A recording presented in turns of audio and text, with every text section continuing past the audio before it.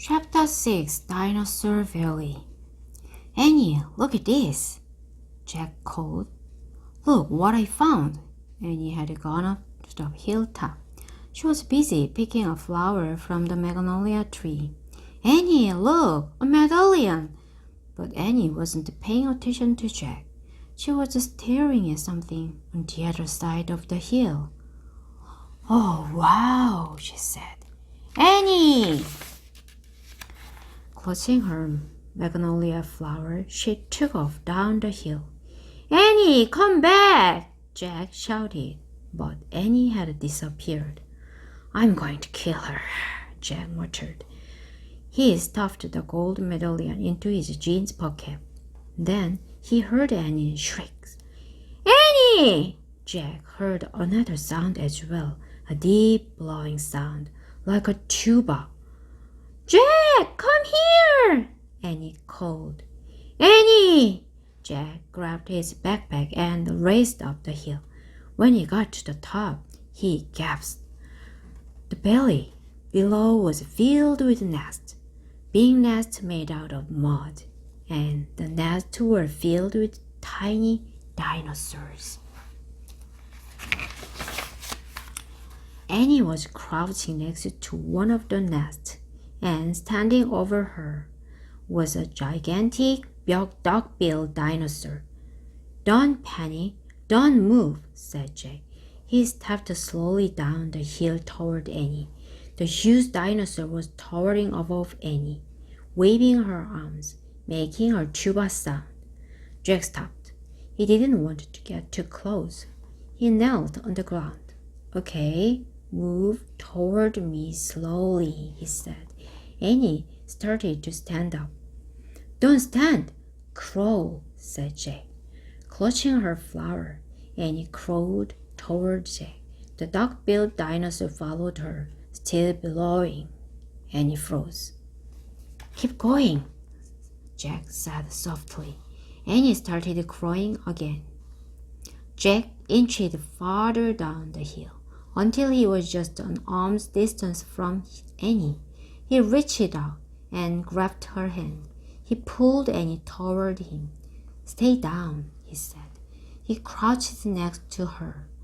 Bow your head, pretend to chew. Chew?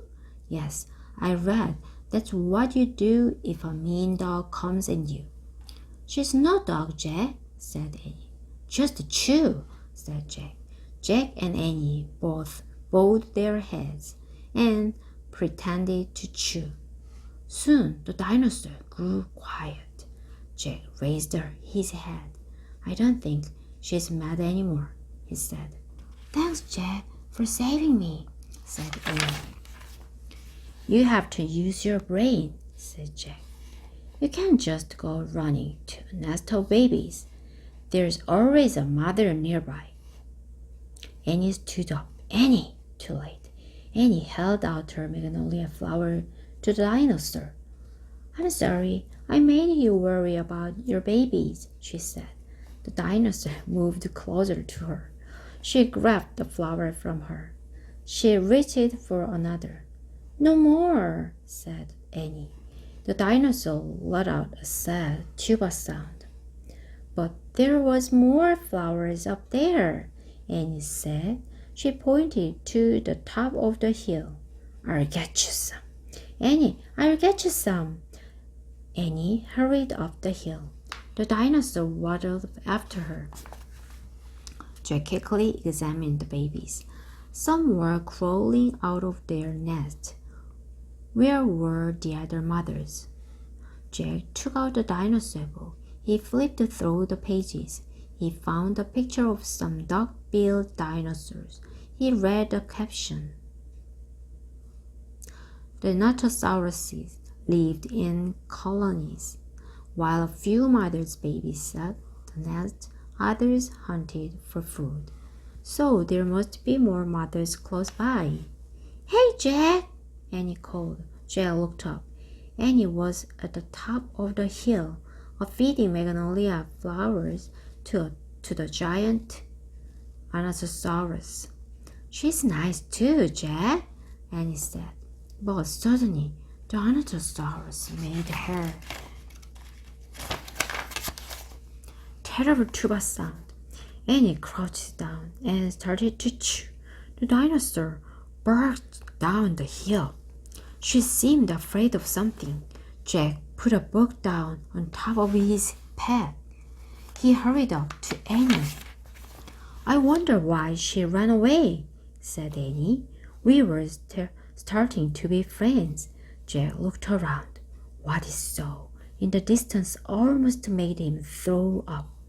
An enormous ugly monster was coming across the plain. He was walking on two big legs and swinging a long thick tail and dangling two tiny arms. He had a huge head and his jaws were wide open. Even from far away, Jack could see his long gleaming teeth.